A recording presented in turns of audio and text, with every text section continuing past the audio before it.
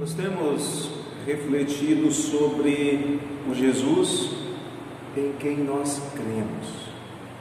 Quem é esse Jesus de quem nós tanto falamos?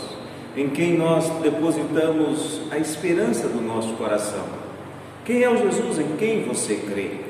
Nós já dissemos há alguns dias, há 3 semanas atrás, nós afirmamos que o Jesus em quem nós cremos é aquele que a Bíblia ensina a ser o Filho de Deus, aquele em quem, crendo, nós temos vida em seu nome, como nos diz o apóstolo João. Hoje nós vamos continuar buscando aprender um pouco mais sobre este Jesus em quem nós afirmamos crer. Eu quero convidar você a abrir a palavra do Senhor na primeira carta de Pedro, capítulo 1, versos 17 até o verso de número 21. Primeira de Pedro, capítulo 1, versos 17 até o verso de número 21, e eis o que diz a palavra de Deus. Ora, se invocais como Pai aquele que sem acepção de pessoas julga segundo as obras de cada um, portai-vos com temor durante o tempo da vossa peregrinação, sabendo que não foi mediante coisas corruptíveis como prata ou ouro que fostes resgatados do vosso fútil procedimento que vossos pais vos legaram, mas pelo precioso sangue, como de cordeiro, sem defeito e sem mácula, o sangue de Cristo, conhecido com efeito antes da fundação do mundo, porém manifestado no fim dos tempos por amor de vós, que por meio dele tendes fé em Deus, o qual o ressuscitou dentre os mortos e lhe deu glória, de sorte que a vossa fé e esperança estejam em Deus. Vamos orar ao Senhor nosso Deus. Bondoso Deus, agradecemos ao Senhor o privilégio de crermos em Cristo, o seu Filho, e crendo nele termos vida eterna. Obrigado, ó Pai, porque esta fé tem sido alicerçada em nosso coração mediante a ação do Teu Espírito. Obrigado, Senhor, porque os nossos olhos têm sido abertos para compreender as verdades da Tua Palavra. E tendo os olhos iluminados e um coração transbordante de amor por este Deus que primeiro nos amou, nós podemos aqui e agora chamar-te de Pai e pedir-te: fala conosco, fala ao nosso coração, instrui o Teu povo nesta noite, Senhor. Ensina-nos aquilo que nós devemos aprender, para que esse aprendizado venha a impactar as nossas ações e nós possamos viver como filhos Teus, como servos Teus. Em nome de Jesus, oramos com gratidão pelo que o Senhor é, pelo que o Senhor faz, pela certeza de que muito ainda fará em nós, por nós e para nós. Em nome de Cristo nós agradecemos ao Senhor. Amém, Senhor. Amém. Quem é Jesus? Ou sobre qual aspecto do Senhor Jesus nós vamos refletir nesta noite? Quero convidar você a atentar para o fato de que o Jesus em quem nós cremos é o Redentor prometido. Ele é o nosso Redentor, Ele é o único Redentor que nós temos. Quem é Jesus? Lembramos que João disse que nem no mundo inteiro caberiam os livros a serem escritos sobre o que Jesus fez, sobre o que Jesus disse. E eu creio que há muito ainda a dizer sobre Jesus em decorrência do fato de ser Ele o Filho de Deus. Não conseguimos definir Jesus em plenitude, porque definir é limitar. O que nós podemos apenas é aprender o que Ele nos revela na Sua palavra. Se nós quisermos ter uma noção de quem é Jesus, devemos atentar cuidadosamente para o que Paulo diz ao seu respeito. O apóstolo Paulo diz que Cristo é o Filho de Deus, e que em Cristo habita corporalmente a plenitude da divindade. Ele fala escrevendo aos Colossenses, no capítulo 2, versos 8 a 9, trazendo uma advertência para nós.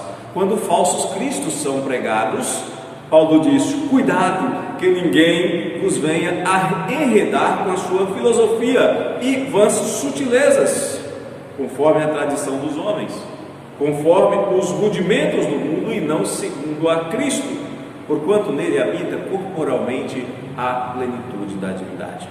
Crer diferente disto é não crer no Jesus das Escrituras, é não ter aquilo que João disse que recebe aquele que crê em Jesus segundo as Escrituras: ter vida, vida eterna, vida abundante, salvação. Mas precisamos aprender mais sobre esse Jesus, precisamos aprender mais sobre alguns aspectos da pessoa maravilhosa do Senhor Jesus, o Cristo, o Filho de Deus.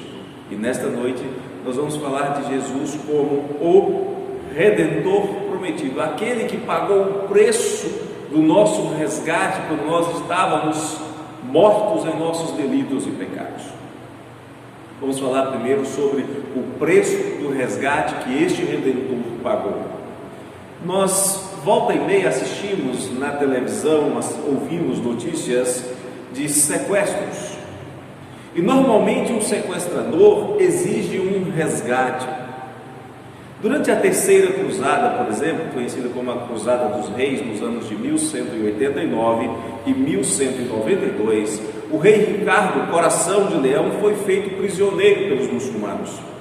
Depois de muitas negociações e sempre com a intervenção da rainha inglesa, finalmente os captores, os muçulmanos, e os cruzados chegaram a um acordo sobre o preço do resgate que deveria ser pago. E isso está na história. Mas, ao mesmo tempo, há um estrondoso silêncio sobre milhares de outros prisioneiros que foram feitos cativos e que acabaram morrendo sem que ninguém pagasse um resgate por eles. Muitos deles eram usados como iscas nos pântanos para capturas de sanguessugas que eram usadas na medicina da época. Eles não eram reis, eles não eram nobres, ninguém se preocupava com eles. Eles eram peões num jogo de interesses religiosos e políticos, e por eles ninguém se interessava. E é possível até que muitos soldados fiéis fossem entregues como prisioneiros em troca da liberdade do rei, se isso fosse necessário. Como costuma acontecer, por exemplo, num jogo de xadrez, onde os peões são sacrificados para, no fim das contas, preservar a peça mais valiosa, que é o rei. Há uma outra história sobre um outro rei, uma história que envolve também o pagamento de um resgate, mas não se trata de um pagamento feito em ouro, não se trata de um pagamento feito em prata ou em joias, não se trata de um pagamento feito através de concessões políticas de territórios. Estamos falando de um pagamento cujo valor excede o de todos os tesouros do mundo. É um pagamento tão caro, tão alto, a ponto de a conquista de todos os tesouros do mundo se tornarem irrelevantes se este resgate não for pago. É o que Jesus diz em Lucas 9:25, que aproveita o homem ganhar o mundo inteiro, se vier a perder-se ou a causar dano a si mesmo. O resgate de que nós estamos falando é um resgate pago por amor, mas diferente do resgate do rei Ricardo, Coração de Leão, é o resgate pago por um rei em favor de seus súditos. Não é um resgate qualquer. Trata-se de um resgate em que o próprio rei se oferece para resgatar os seus súditos, mesmo quando esses súditos estavam em estado de rebelião e mesmo quando eles o rejeitaram assintosamente, como diz Marcos no capítulo 15, verso 11, quando eles clamavam pedindo que Jesus fosse morto e Barrabás fosse solto. O Jesus em quem nós cremos é o rei que entregou-se a si mesmo como um oferecimento, Oferecimento que o apóstolo Paulo chama de propiciação, fazendo menção aos sacrifícios do Antigo Testamento para purificação e redenção do seu povo. Era algo que só Ele, só Jesus Cristo podia fazer, porque ninguém tem maior amor do que o nosso Rei tem por nós. Ele próprio afirma isso. Ele, Jesus, o Filho de Deus, o Cristo de Deus, foi o preço pago para que nós pudéssemos ser redimidos do nosso pecado. Este foi o preço do resgate que foi pago pelo nosso Redentor. Mas mais do que o preço, nós precisamos também atentar para a perfeição deste resgate. Perfeito é algo que não pode ser melhorado, é algo que não pode ser completado, é algo que não precisa de ajustes nem de complementos. Para nós entendermos um pouco mais sobre este resgate, nós precisamos compreender o que Paulo quis dizer exatamente a respeito de Cristo ter sido oferecido por nós como propiciação pelos nossos pecados. No sistema sacrificial estabelecido por Deus para ensinar aos judeus, o que os pecadores mereciam, evidentemente, era a morte, e era-lhes ensinado a impossibilidade de eles saldarem as suas dívidas. Eles não podiam pagar o preço dos seus pecados, por isso um substituto era requerido. E neste requerimento de um substituto encontra-se a ideia de que o sangue de um inocente deveria ser derramado em favor do pecador, para que este não morresse. Já no começo do livro de Êxodo, nós temos um cordeiro sendo sacrificado em lugar dos primogênitos dos judeus. Você vai encontrar isso em Êxodo, capítulo 12, versos 5 e verso 6. Nas casas onde não houve o sacrifício, nas casas egípcias, todos os primogênitos pereceram, porque um cordeiro não foi morto em favor dos primogênitos daquela casa. O ensino do sistema sacrificial era que o animal ofertado não podia ter defeito, tinha que ser perfeito. Como não existe homem sem defeito, não haveria como o homem sequer oferecer a si mesmo como pagamento da sua dívida, pois nem mesmo o seu culto pode ser agradável por causa dos seus pecados. Observe o que Deus diz através de Malaquias, no capítulo 1, verso 10. Tomara houvesse entre vós quem feche as portas, para que não acendesseis debalde o fogo do meu altar. Eu não tenho prazer em vós, diz o Senhor dos Exércitos, nem aceitarei da vossa mão a oferta. Isso porque até as orações que o homem é em pecado, que o homem destituído da graça de Deus, que não recebeu este favor, até as orações se encontram contaminadas, como diz Isaías no capítulo 1, verso 15. Pelo que quando estendeis as mãos, escondo de vós os olhos. Sim, quando multiplicais as vossas orações, não as ouço, porque as vossas mãos estão cheias de sangue. O que nós estamos entendendo aqui é que se o homem, mesmo mais religioso, acreditar que pode fazer algo em seu próprio favor para salvar a si mesmo, é bom notar que a Bíblia ensina que as suas melhores obras estão de tal forma corrompidas pelo pecado que não podem, sob hipótese alguma, de maneira nenhuma, serem oferecidas ao Deus cujos olhos são santos e puros, e que certamente perceberá estas imperfeições. Abacuque fala isso sobre Deus no capítulo 1, verso 13. Ele declara que Deus é tão puro de olhos, mas tão puro de olhos que não pode ver o mal, e a opressão ele não pode contemplar, mas ainda assim, por graça, ele tolera e salva.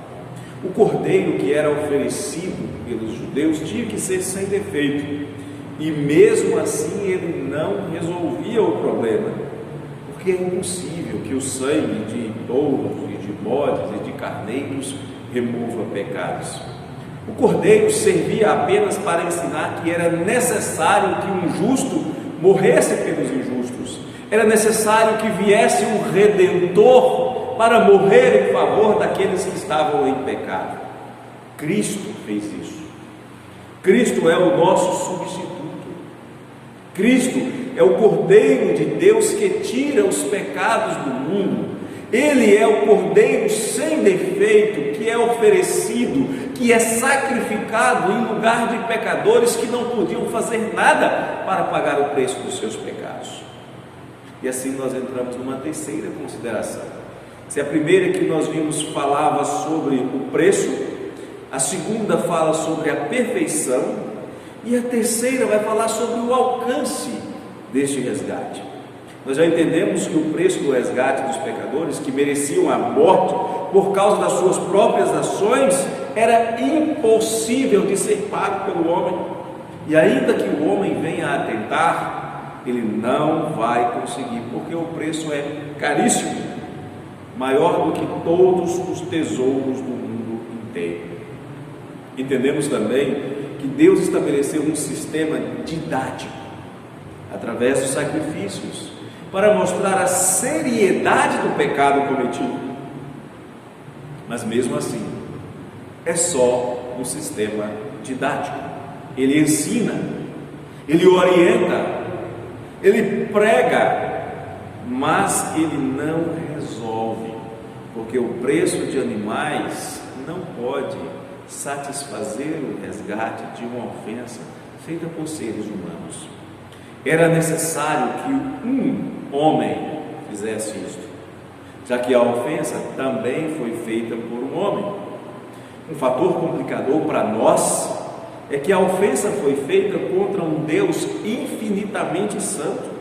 Logo era necessário que a oferta fosse em justa medida, isto é, fosse uma oferta infinitamente perfeita. E isso eu e você sabemos que homem algum é capaz de fazer. Por isso, uma única pessoa era capaz. Por isso, o único justo, Jesus, fez oferta de si mesmo, amando os seus, amando-os até a morte, amando-os até a morte de cruz, como uma oferta que homem algum era capaz de fazer. Especialmente pelo fato de que todos eles já estavam mortos em seus delitos e pecados, ou seja, um morto não poderia fazer um sacrifício de si mesmo para alcançar vida. Era necessário que alguém que fosse vida e verdade fizesse isso. Qualquer homem que fizesse uma oferta de si mesmo, no máximo poderia tentar obter um favor para si mesmo, mas ainda assim não conseguiria. Mas Cristo não precisava oferecer sacrifícios por si mesmo, porque Ele é perfeito. Ele já tinha a aprovação do Pai. Nós encontramos isso na segunda carta de Pedro, capítulo 1, verso 17. Pois ele recebeu da parte de Deus honra e glória, quando pela glória excelsa lhe foi enviada a seguinte voz: este é o meu Filho amado, em quem me comprazo. Cristo fez a sua oferta em favor do seu povo, purificando-os para serem a sua propriedade exclusiva, nação santa, sacerdócio real, um povo chamado para proclamar as virtudes de Cristo, daquele que os chamou das trevas para a sua maravilhosa luz. E Cristo fez isso para apresentar este povo ao Pai como tendo sido comprados pelo seu bem mais precioso, o seu próprio sangue. E este povo um dia vai chegar na glória entoando cânticos ao Senhor e dizendo: digno és de tomar o livro e de abrir os selos, porque foste morto e com teu sangue compraste para Deus os que procedem de toda tribo, língua, povo e nação. Vamos entender de maneira bem clara a mensagem sobre o nosso Redentor. O nosso Redentor é aquele que pagou um alto preço para nos resgatar. O nosso Redentor é aquele que apresentou um resgate perfeito e que nos alcançou, mesmo estando nós mortos em nossos delitos e pecados. E este é o ensino claro das Escrituras. o pecado é uma ofensa contra o Deus Santo, é uma gravíssima ofensa contra o Deus que é infinitamente santo, é uma ofensa contra o Deus perante o qual nenhum pecador pode imaginar poder se aproximar pensando merecer alguma coisa, pensando poder exigir alguma coisa, pensando ter algum mérito. É um erro terrível, muito comum nos nossos dias, o homem imaginar que pode apresentar a Deus algo de valor quando nem mesmo uma multidão de sacrifícios que ninguém é capaz de dar poderia conseguir isso, pelo simples fato de que tudo já pertence a Deus. Não temos méritos, não temos com que nos aproximar de Deus, confiados em nós mesmos, confiados em nossos méritos. Se pensarmos em recursos financeiros, não há mudança nessa percepção, porque tudo é de Deus, todo o ouro é de Deus, toda a prata é de Deus, diz o Senhor em Ageu, capítulo 2, verso 8. Com sacrifícios o homem não consegue comprar a sua justificação. Com dinheiro o homem não consegue comprar a sua redenção. Por isso é necessário Cristo, o nosso Redentor, que pagou o preço perfeito pelos pecados para que nós pudéssemos ser redimidos. Assim, o apóstolo Paulo, orientando os presbíteros da igreja, diz algo que nos ensina a entender esse assunto, ao afirmar que o credor, Deus, propôs um resgate, um preço, e não aceita, e não aceitaria nenhum outro. E o preço proposto foi o que ele mesmo providenciou, o sangue do seu próprio Filho Jesus. Em Atos capítulo 20, verso 28, a palavra de Deus nos diz assim: atendei por vós e por todo o rebanho sobre o qual o Espírito Santo vos constituiu bispos, para pastoreardes a igreja de Deus, a qual ele comprou com o seu próprio sangue. E é este sacrifício de Cristo que favorece aquele que nele crê. Em Atos 10, 43 é dito o seguinte: dele, de Cristo, todos os profetas dão testemunho de que por meio do seu nome todo aquele que nele crê recebe remissão de pecados. Observe que a remissão de pecados é obtida pela fé em Cristo, não por atos sacrificiais. Observe que a remissão dos pecados acontece porque nós somos alvo da misericórdia de Deus, e não porque nós a alcancemos, como diz Paulo em Romanos 9,16.